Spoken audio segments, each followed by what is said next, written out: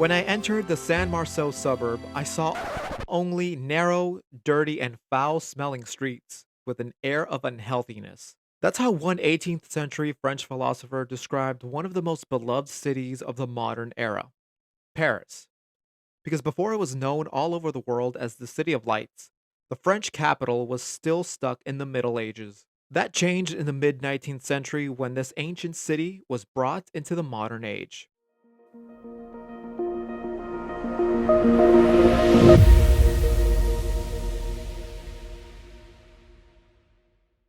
Hello, trainers. I'm Rival John, lifelong Pokemon fan and amateur theorist, here with ideas as we enter another hype cycle. In it, we're heading back to the Kalos region, specifically Lumiose City. It's officially 2025, and this year we're in store for the second installment in the Pokemon Legends franchise, Pokemon Legends Z-A. After taking a year off, Game Freak and the Pokemon Company are set to release a new title on the Nintendo Switch. While not many details were shown during the Pokemon Presents last year, we did get this cinematic trailer. It starts out as sketches, and then shows the exterior of buildings and people walking down the street, and then quickly turns into a computer model looking depiction of what we later find out to be Lumiose City. And that of course has led to speculation. What in the Lord Arceus are we in for? We've only ever gotten one Legends game before this, not enough to extrapolate even the tiniest bit of a pattern. So, what is Game Freak planning with this story? Will it be set in the past, the present, or the future? And what does the real-world transformation of Paris in the 1800s tell us about how Game Freak could adapt similar ideas for this new game? That's my goal with this video, researching and crafting realistic theories as to what we can expect when this game drops. Let's get the obvious out of the way. Kalos is based on France. Lumiose is based on the city of Paris. That much we know to be true. The second piece of information we know from the trailer, Lumiose will be undergoing an urban redevelopment plan. Not a development, redevelopment. The city exists, and it's getting a makeover. That is something that is most likely pulled straight out of the history books. Paris didn't always look or feel as organized as it is today. More on that in a bit. Laid out simply, I think we're headed to a Victorian-era style Lumiose City that's in the middle of transforming an ancient city into what we see in Pokemon X and Y. There's a major event in French history that lends itself perfectly to this. Because this is what I truly believe the Legends moniker is going to be. We're going to go back into pivotal moments in the history of the Pokemon world and see events that shaped the modern Pokemon world. Though instead of surveyors documenting the Hisui region and its native Pokemon, this time we're taking on a key role that will be crucial in building up Lumiose to be the grand metropolis it eventually becomes. I do not, as I've seen many speculate, think we're going back as far as the Kalos War of 3,000 years ago. This isn't going to be an aftermath of the Ultimate Weapon, and we're not going to be rebuilding the city. This city's very much going to be up and running. But what will happen is it's become cramped and in need of change. Now, to understand how that can play out, we first need to look at how something very similar happened in our own world. How a decade-long project turned Paris from this to this. Paris, 1853. The Emperor Napoleon Bonaparte, no, not that one. His nephew, Bonaparte III, tasks 48-year-old George Eugene Haussmann, an elected official at the time, with what was at that time the most ambitious renovation project ever undertaken in any city. Make Paris whole and make Paris beautiful. Paris as a settlement stretches back a millennia to even before the Romans. Up until this time, it was very much still a medieval city, and it was in serious need of change. In just 50 years, from 1800 to 1850, the population of the city doubled to over 1 million people. At that time, only two other cities had populations over 1 million people, those being London and Beijing. Over the centuries, many of the unplanned streets in Paris grew narrow. Open gutters that carried sewage became a breeding ground for disease. And that's where Houseman comes in, and I can't overstate what a big deal this was. A New York Times article from 1871 described the urban developer like this, saying, quote, Houseman was what might be called a landscape gardener in cities. By a single move of the outer wall, he added 1/3 of the superficial area of Paris. He took an old map of the city, sketched out a grand design, binding the segregated towns, villages, and suburbs that composed it into one great metropolis. And in the result, the city that we see today. Beautiful cream-colored buildings, plazas, boulevards, parks, and greenery. An actual sewer system that finally kept the city clean and hygienic. Before then, regular outbreaks of cholera and typhoid killed tens of thousands of people. Houseman commissioned reservoirs and aqueducts to bring clean drinking water to the city.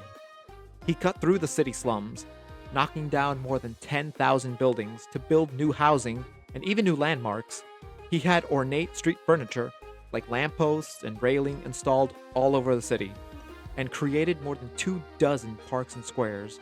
He's a large reason gas lamps were implemented through the newly created boulevards, cementing Paris as the City of Lights. But this did not come without cost. The traditional Gothic structures were torn down, which many saw as destroying a major part of French culture and heritage. Author Victor Hugo, yes, that Victor Hugo, the guy who wrote The Hunchback of Notre Dame and Les Miserables, accused Houseman of destroying the city's medieval charm. By the end of it all, 350,000 people had been displaced from their homes. Mostly it was the poor that bore the brunt of it, their neighborhoods demolished. So it wasn't an easy transformation for the city or its people. So why bring all this up? And what does this have to do with the new Pokémon Legends Z-A? If we're right that Game Freak is adapting the Houseman redevelopment of Paris into the redevelopment of Lumiose City, similar to how Legends Arceus followed the settlement of the Hisui region, just like the real-world Hokkaido was settled by the Japanese in the 1860s, we can start visualizing how this story will play out. We know what Paris looked like before its redevelopment, and we know what Paris looks like today.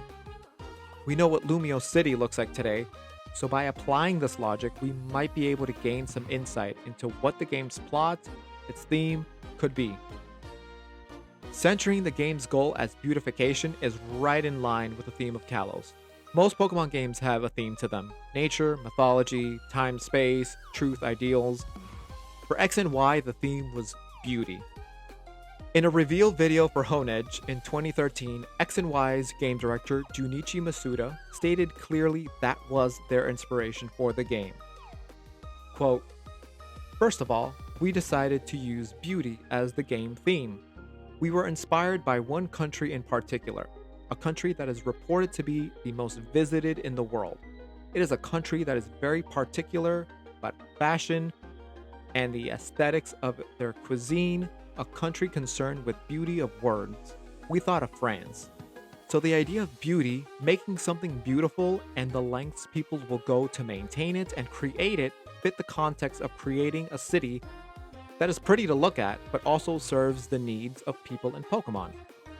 Remember, I said one of the mandates Houseman was given was making Paris more beautiful. This redevelopment plan Lumiose is undergoing will likely create the parks, public squares, and the boulevards that are so iconic.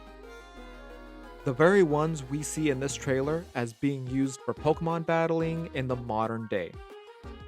Those parks and plazas aren't going to come from nowhere.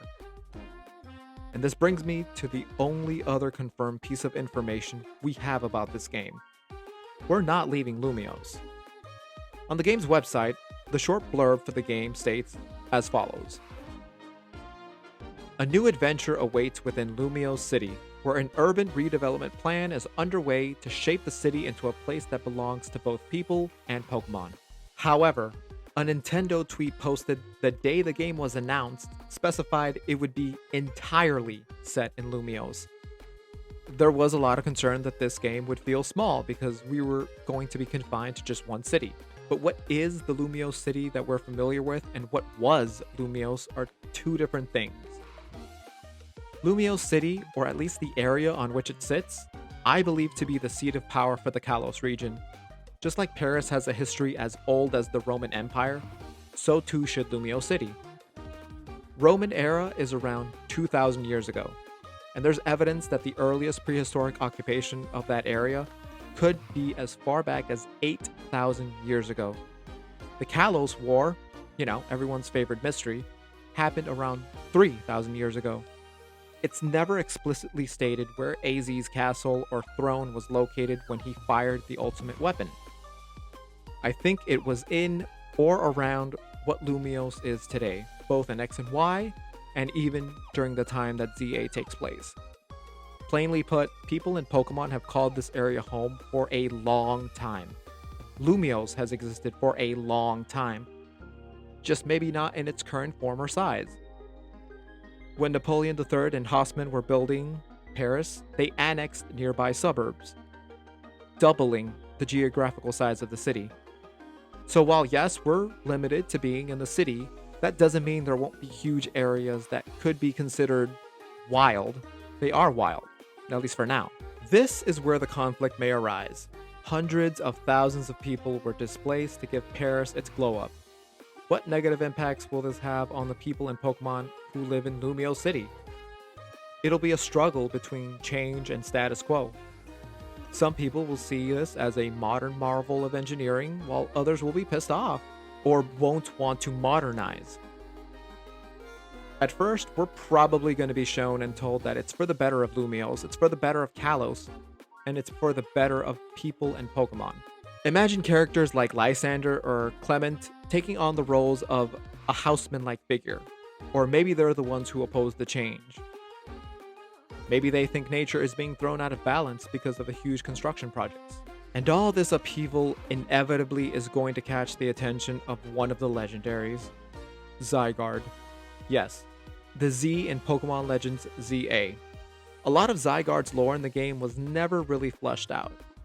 This is a chance to really give this third legendary the lore it deserved to have. So that's the question. Why would Zygarde get involved?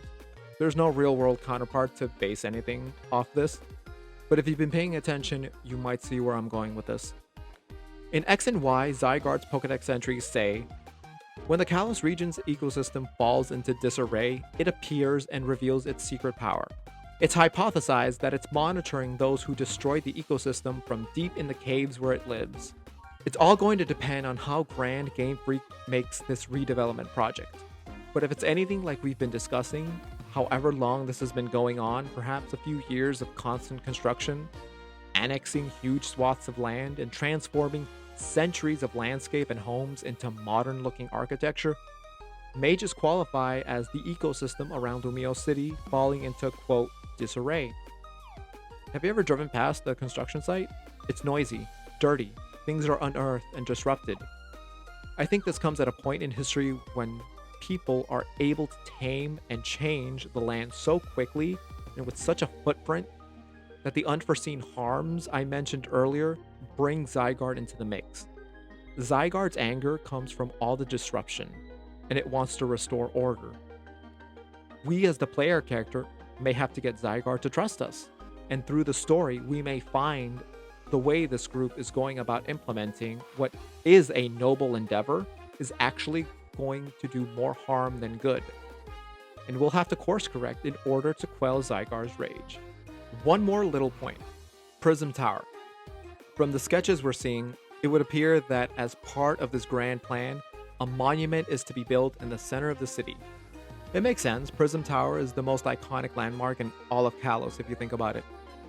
Based on the real-world Eiffel Tower, Prism Tower stands tall, a focal point in the city. Now I'm curious to find out what occupied that spot before the tower was built. Prism Tower feels like it's going to be the biggest point of contention. This massive monument's real purpose is to be a symbol of Lumios' modernization. What that might be, we'll have to wait for more information to find out. As for the final thing that was teased, Mega Evolution is back. There's not really much to go off of. I'm not sure how closely tied it will be with the story. I'm just personally happy I'll be able to have a Mega Absol on my team, hopefully. But it was included in the trailer, so I wanted to give it a mention. Whether this happens to be the time of that first Mega Evolution between the trainer and the Lucario is hard to say. but I won't rule that out. And so we've reached the end. My deep dive into what I think we're in for with Pokémon Legends Z-A. Based on next to no information, only really going off the fact that Lumiose is basically Poke Paris. And if I'm wrong, well, it's just a theory and, well, you know the rest.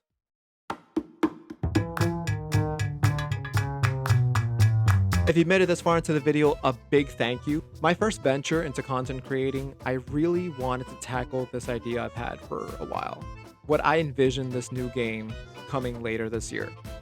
It's something I've been mulling over and over, and I wanted to get it out before we got any news as an almost challenge to myself. I've been a Pokemon fan for a long time, and I've always loved the myths, history, and real-world inspirations that Game Freak pulls from. I truly think Pokemon is a great vehicle to go off on some trivia-filled tangent. So as a lifelong fan, I wanted to see how well can I predict what Game Freak will do. So, have I convinced you that we're going to see the humble beginnings of what's one of Pokemon's largest cities and the struggles it took to get there? Let me know. Thank you for watching. Please like and subscribe because I hope this is just the first of many videos to come. Follow me on all my social media and leave a comment down below. Did you learn anything new? Until next time, trainers.